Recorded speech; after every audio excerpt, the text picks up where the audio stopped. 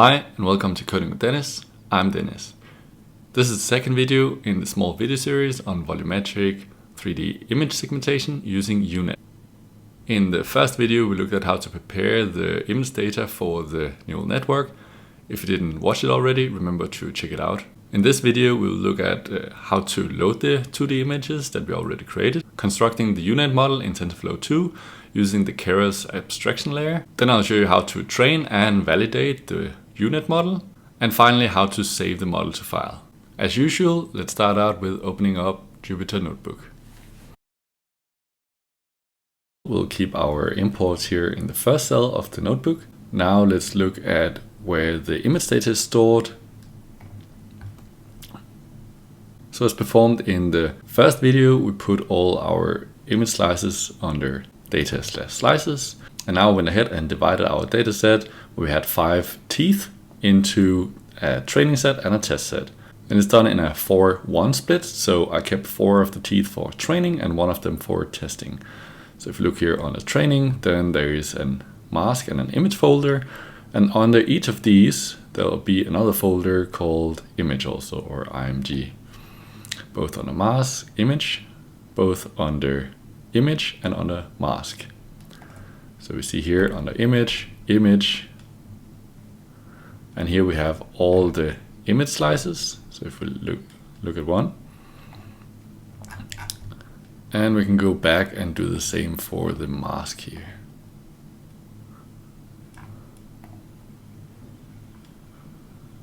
So the reason for doing this manually instead of automatically is that we would like to make sure that there is not some slices from a tooth within the training set and some slices from the same tooth within the test set. This will be seen as cheating, as using some knowledge from a tooth which we are testing on in the actual training phase. And the same data structure is found under the test folder. We also have image and mask, and under each there's just one folder called IMG. On the mask the same. So the reason for each of these folders having one subfolder is that we deal with binary classification. So we either have the background or the foreground. If we had more classes, like it could be tooth 1, tooth 2, tooth 3, that we had all of these different segments in the same neural network, then we'll have one folder here with a mask for each of the teeth. But in this case, for binary classification, we still need just one subfolder where we store our images. Okay, let's head back to the notebook and define some constants. So we start out with defining a random seed for our notebook. And this is done as we have some functions that rely on randomness. We would like multiple functions to perform the same random operation. Then we define the batch size for the training and test.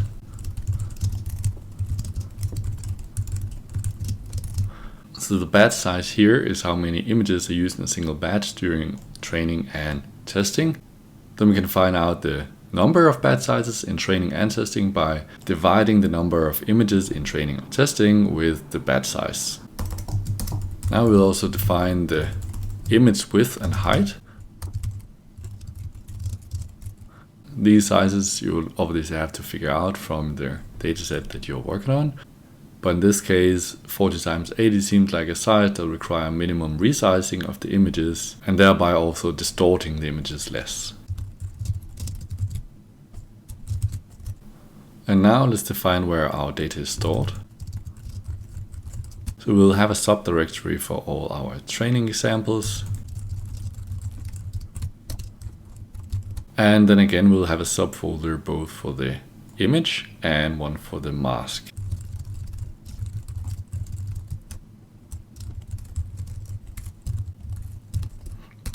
So this is a structure for training, and we'll have more or less the same structure for testing. So we can just do some copy pasting here. So what we'll be looking at now is how to create an image data generator, which will take the images from our directories and feed them into our neural network. So first we'll create a function that will create a generator for our training examples. It'll take in the path to our images. Then it'll take in a path to our mask. And finally, we'll also have a batch size defined in here. So now we'll define a generator both for the images and one for the masks.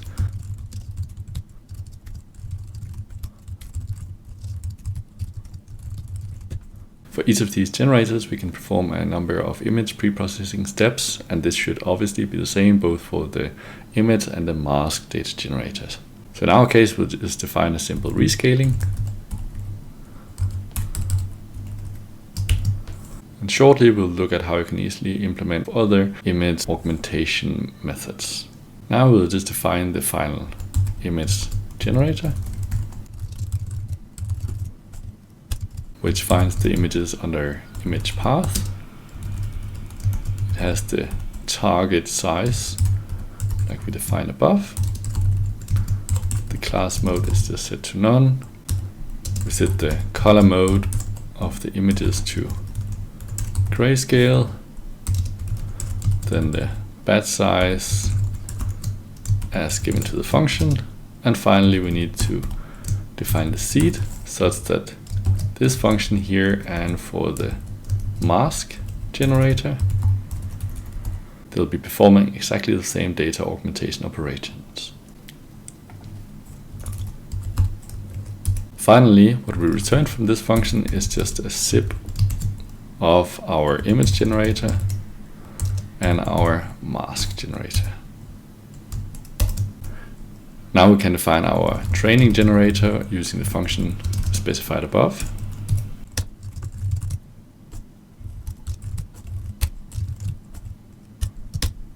And now we see that 360 training images have been found under each of these image directories. And now let's look at how we can actually visualize the images here from our training generator. So let's make a function that is called show dataset, which takes in a data generator and then how many items that we would like to visualize from this dataset. Well, let's just have a default value of 1.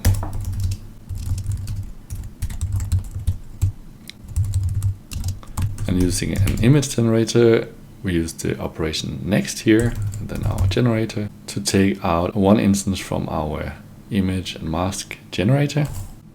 And now we'll then display this here. So let's create another function that is called display, where we display our image and our mask. So now we define the function display, which takes in a display list. And first we'll just set the figure size here to 15 times 15, which just scales all our images with 15. So instead of just visualizing these tiny 40 times 80 images, now we'll just scale it with 15.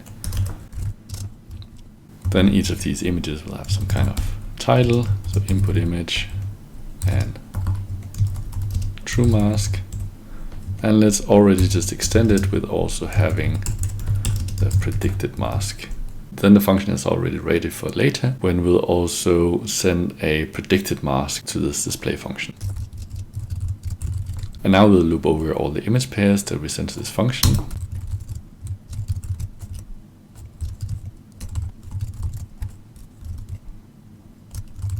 And then we'll use the Keras pre-processing function to process our data array.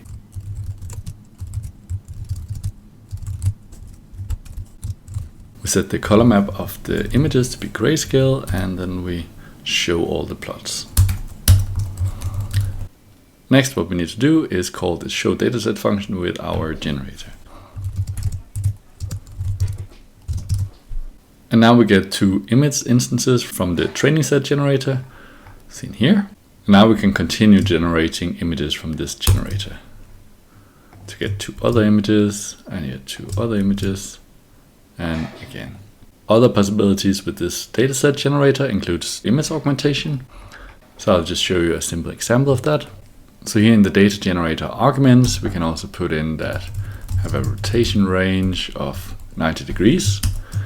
What this will do is add rotation augmentation to our dataset of up to 90 degrees. Now again, we need to create an instance of this generator. And if we show some images from here, we see that both the input image as well as the mask has been rotated up to 90 degrees. For simplicity, we'll not use any image augmentation in this example. And thereby we can also use the same generator for the test images. So here we'll also create a test generator.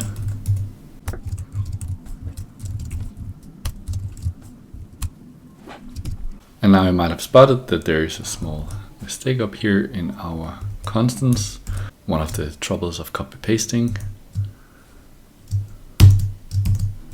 So now we see that for training we have 360 images and for testing we have 100 images.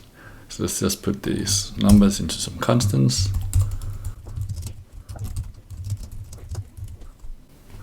And let's also define, when we get to the training, how many epochs we want to perform. And now we'll just define the training of the model and thereafter define the actual UNET model. So some numbers we need to define is how many batches we have in one epoch, both for training and testing. So epoch step training. And the same for testing. Now we can define our model as some UNET model, which we'll define in another cell. With this model we can now set up how to compile it, what optimizer to use, and here we'll use the very popular atom optimizer. The loss is set to binary cross entropy. And finally we'll need to define what metric we're using. So in this coding tutorial we'll not go through what the atom optimizer is, nor what the binary cross entropy or the accuracy metric is. I hope to go over those details in another video. So now we come to how to define the UNET model. So let's have a look at the UNET architecture. So what we see from this architecture is that we start out with having an input image, which we then perform some convolutions with. Then we have a max pooling layer, then more convolutions, max pooling, more convolutions, max pooling, more convolutions. And we see for each step down in depth, we have as many convolutions here in each step, and the number of feature layers doubles for each time we go one step down of the UNET architecture. Then on the other side, we have exactly the opposite, namely up convolutions, where we then up convolve again from the same level in the down convolution. And finally we'll end up with a segmentation map where we can have a feature map for each class in our setup. In our case we just have a binary setup, so we'll just make use of a single output with a sigmoid activation function for each of the output pixels. Some other differences to the implementation we'll be using is that we'll be using same instead of valid convolutions, simply because it's easier to keep track of the size of our image volume. And then we'll also define parameters so that we can change the number of convolution layers in each level. With that in mind, let's start out with defining some parameters for the UNET. So first we'll define how many levels the UNET will have. Then we'll define how many initial feature maps there is. So in the UNET example here, we see that there is 64. Then how many convolutions we'll have in each level. The kernel size. And let's just define some default values here. Then we'll have the pooling size. It's just 2 like in the original. So we'll halve the size of the image dimensions. Then how many input channels we'll have. So in this case we'll just have 1. And how many output channels we'll have. And this is also 1 in our case. But let's make it flexible so it's easy to use for other applications as well. So let's start out with defining the input layer. And the shape of this here would simply be the image height and the image width, which we defined above, and the number of input channels we'll have.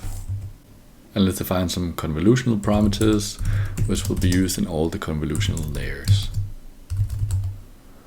So we'll have the kernel size, which is a parameter we can set. We'll set the activation to be relu. And as mentioned, then we'll set the padding to be same. So at first we'll define the downstream path here of our UNET architecture. And what we should remember here is to save these skip connections. So let's save those in a dictionary. And then we'll loop over the number of levels that we define in our parameter n levels. And for each level we have a number of convolutions that we're performing, which is defined by n blocks. And now x, our network, is equal to convolution layer here. We have the initial features times 2 to the power of the level we're in. And then we'll define the convolution parameters. And now, unless we're in the last layer, we would like to perform this skip connection and perform the max pooling.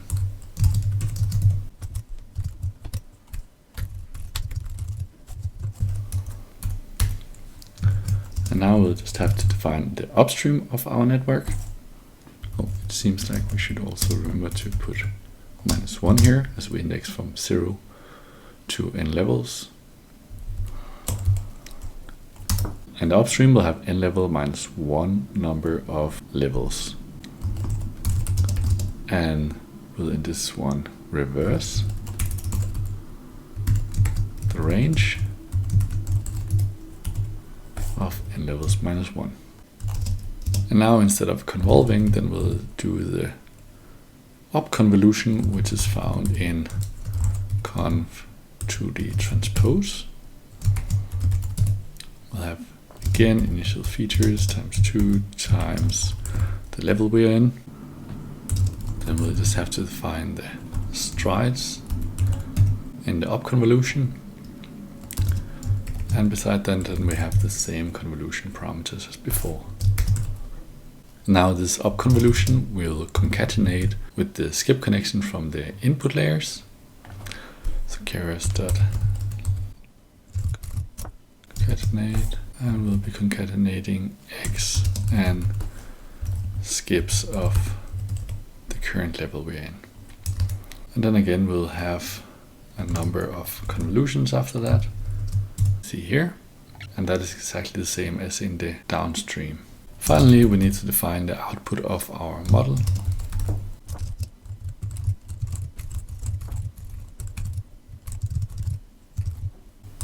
We have one output channel in this case, and then we do a 1-by-1 convolution, and we'll have the output activation function to be sigmoid to have a probabilistic interpretation of each individual pixel. Again, we'll have the same padding to maintain the same image dimensionality, and again add on x, and finally we'll return Keras.model with the inputs being inputs and the outputs being x, and we can assign a name to our model. Maybe we have UNET with n levels and f initial features. And we just need to define reverse here, which should be reversed. And now the model seems to compile fine. We can also get the model summary, which shows that we in total have 2 million parameters to train. And now we come to the actual training part of the tutorial. So we do model fit with generator, with the training generator as the generator. And we have steps per epoch, which is for the training. Then we can also include our validation data here, which is our chest generator, as well as the number of validation steps.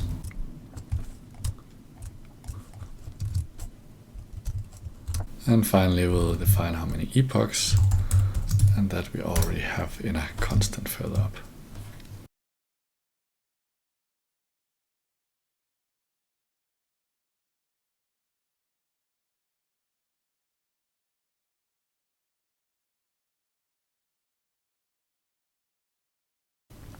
And after the training, we see with this simple setup, we have a training set accuracy of 98%, and we have a test set accuracy of 92.8%.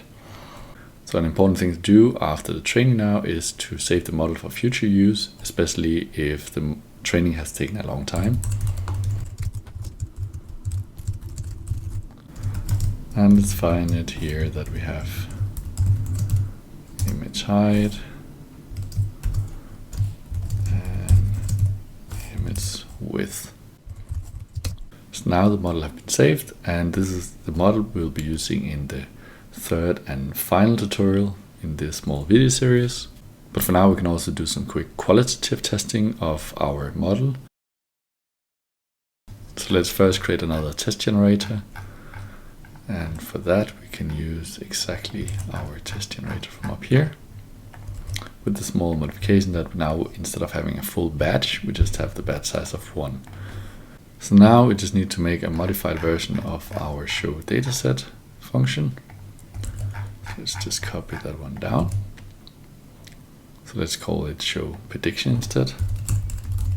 And now we just need to add here that we have a prediction mask, which is the prediction of our model.predict.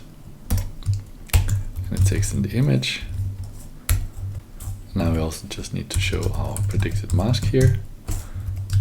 And then call this function show prediction with our test set generator.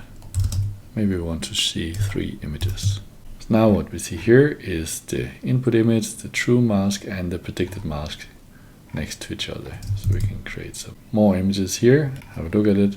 And here we see some pixels have a value between 0 and 1, some kind of gray images. So we can make this more comparable to the true mask by thresholding this.